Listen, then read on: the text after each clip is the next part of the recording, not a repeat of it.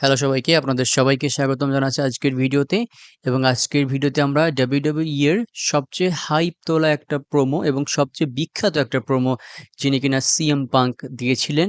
এবং এই প্রোমোটা এতটা বিখ্যাত কারণটা হচ্ছে এইখানে WWE অনেক কিছু সিক্রেট প্রকাশ পেয়ে গিয়েছে।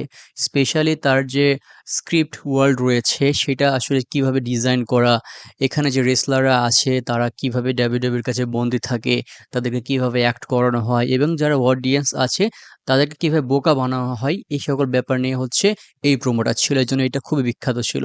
সাধারণত যে সকল প্রোমো আমরা দেখতে পারি একজন রেসলারকে আক্রমণ করে বিভিন্ন কথা বলে, এটা স্বাভাবিক। কিন্তু সরাসরি WWE এর কোম্পানিকে উল্লেখ করে বা একে আক্রমণ করে কোনো কথা বলা হয়েছে এরকম প্রোমো কিন্তু দেখা যায় না।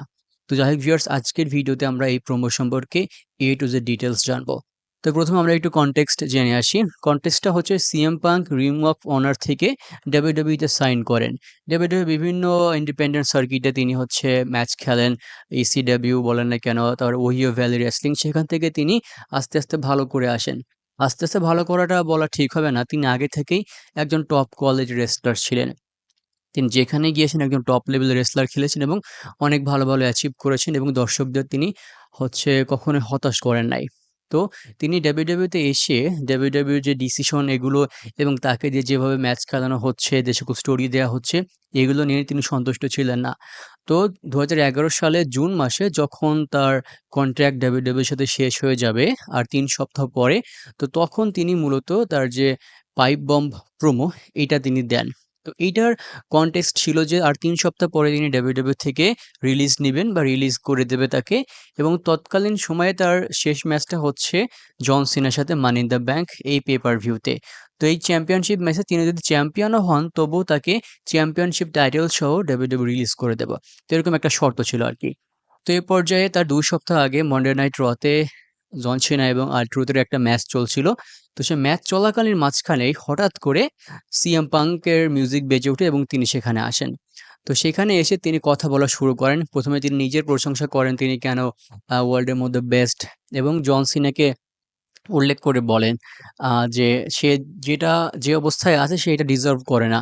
কারণটা আমরা জানি যে জন সিনাকে WWE সবচেয়ে বেশি সময় বেবি ফেস হিসেবে রেখেছে। মানে হিরোইক ক্যারেক্টার প্লে করার সুযোগ দিয়েছে।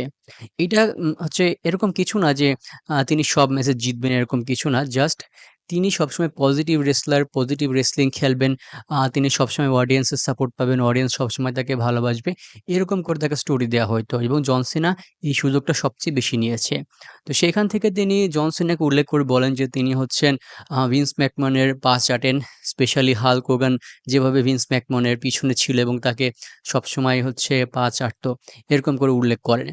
এবং এখানে তিনি একটা জিনিস উল্লেখ করেন যে WWE যে স্ক্রিপ্টেড ওয়ার্ল্ড আছে, এইখানে ম্যাচগুলো শুধু স্ক্রিপ্টেড হয় না, বরং কে কার সাথে কিভাবে ম্যাচ খেলবে এবং সেখানে দর্শকরা কি চাচ্ছে বা রেসলাররা কি চাচ্ছে, এইটা কখনোই ভালো করে দেখা হয় না। WWE যেটা করতে চাইবে তারা সেটাই করবে এবং তারা সবসময় সেই সকল রেসলারদেরকে প্রায়োরিটি দেয় যাদের মার্কেট ভ্যালু বেশি। মার্কেট ভ্যালু বলতে যাদেরকে নিয়ে বিজনেস করলে WWE লাভবান হবে এরকম কিছু একটা। কিন্তু অনেক তরুণ রেসলার আছে, অনেক পোটেনশিয়াল রেসলার আছে যাদেরকে সময় দিলে, যাদেরকে সুযোগ দিলে হয়তো তারা নিজের ক্যারিয়ারে এগিয়ে যাইতে পারে। কিন্তু WWE কখনোই এরকম কোনো রেসলারকে সেভাবে সুযোগ দিত না তখন। তো তিনি এইটা হচ্ছে রিভিল করে দেন এবং তিনি যে ক্রিয়েটিভ ডিভিশন আছে যারা মূলত ডিসিশন নেন যে কোন রেসলার কোন ম্যাচ খেলবে, কে কার সাথে ফিউডে যাবে, এদেরকে নিয়েও খুব তুলোধনা করেন আরকি।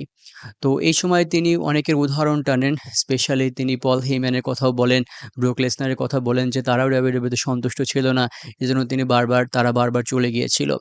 তো তিনি এখানে আরো উল্লেখ করে বলেন যে, যে সকল রেসলাররা যারা পার্ট টাইম মুভিতে থাকে, পার্ট টাইম রেসলিংও করে, অন্যান্য শোতে যায়, কিন্তু সিএম পাঙ্কের মতো একজন রেসলার যিনি কিনা দিনের পর দিন এভাবে ম্যাচ খেলেছেন, একটা স্টোরি সাজিয়েছেন, শেষ করেছেন, প্রতিবার তিনি শোতে উপস্থিত থেকেছেন। এরকম যারা প্রচুর খাটুনি করে এ সকল রেসলারদেরকে ডেভিড হিসেবে মূল্যায়ন করে নাই। সর্বশেষ তিনি হচ্ছে ভিন্স ম্যাকম্যানকে সরাসরি গালি দেন যে তিনি মারা গেলে হয়তো WWE ভালো অবস্থানে আসবে। কিন্তু না, তার যে কন্যা এবং তার যে জামাই তারা দুজনই স্টুপিড এবং তাদেরকে সরাসরি গালি দেন। এবং সর্বশেষ তিনি তার সাথে একটা এক্সপেরিয়েন্স প্রমাণ হিসেবে উল্লেখ করতে চান ভিন্স ম্যাকম্যানের ব্যবহার বা ভিন্স ম্যাকম্যানের একটা গল্প। তো এইটা যখন বলতে যান তখনই মূলত তার মাইক সাইলেন্স হয়ে যায়। তাকে আর কথা বলতে দেয়া হয় না। অর্থাৎ তার মাইক থেকে আর কোনো সাউন্ড বের হচ্ছিল না। তো এইটা ছিল আপনার মূলত দ্য পাইপ বম প্রোমো আরকি। তো এইটার অনেকটা ইফেক্ট ছিল। ১ম ইফেক্ট হচ্ছে সিএম পাঙ্কের উপরে। সিএম পাঙ্ক আর মাত্র ৩ সপ্তাহ ছিল এরকম একটা কন্ট্রাক্ট ছিল। তবে ৩ সপ্তাহ পর যখন মানি ইন দ্য ব্যাংক আপনার পেপার ভিউ আসে, সেখানে সবাই সিএম পাঙ্ককে সাপোর্ট করছিল।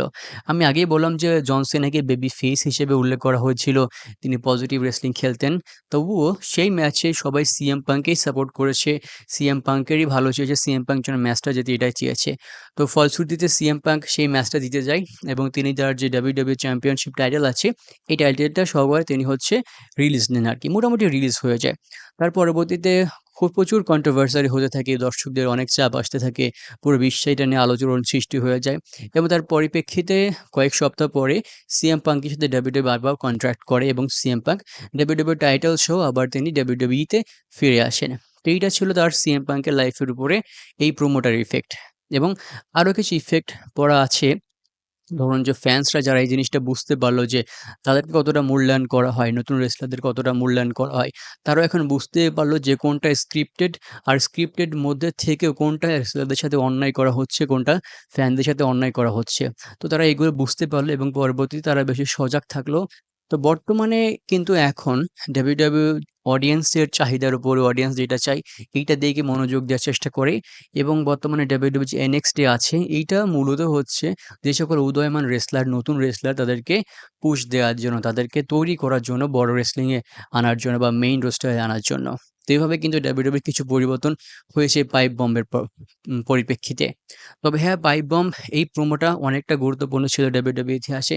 বলা হয়ে থাকে যে পাইপ বম্ব প্রোমোটা স্ক্রিপ্টেড ছিল। তবে যখন সিএম পাঙ্ক সরাসরি WWE কোম্পানিকে দায়ী করলো, ভিন্স ম্যাকম্যান তার মেয়ে এবং তার জামাইকে দায়ী করলো, এই জিনিসটা একদমই স্ক্রিপ্টেড ছিল না।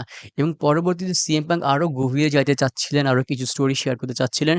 ওইটা যদি তিনি শেয়ার করতেন তাহলে WWE অনেক কিছু রিভিল হয়ে যাইত। অনেক সিক্রেট ফাঁস হয়ে যেত যেটা WWE কখনোই করতে দিতে চায়নি এবং তারা করতে দেয়ওনি। তো ভিউয়ার্স এই ছিল আজকের ভিডিও। সম্পূর্ণ ভিডিও শেষ পর্যন্ত দেখার জন্য অসংখ্য ধন্যবাদ।